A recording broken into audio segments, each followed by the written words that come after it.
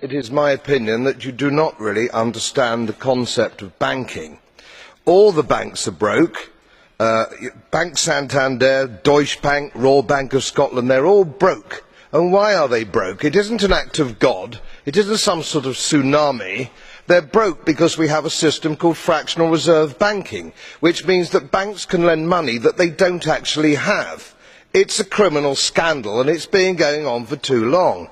To add to that problem, you have moral hazard, a very significant moral hazard from the political sphere. And most of the problem starts in politics and central banks, which are part of the same political system. We have counterfeiting, sometimes called quantitative easing, but counterfeiting by any other name. The artificial printing of money, which if any ordinary person did, they'd go to prison for a very long time. And yet governments and central banks do it all the time. Central banks repress the amount of interest that rates are, so we don't have the real cost of money. And yet we blame the real retail banks for manipulating LIBOR.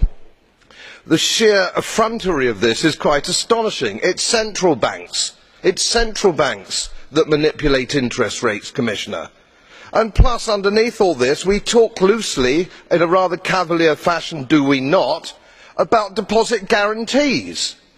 So when banks go broke through their own incompetence and chicanery, the taxpayer picks up the tab.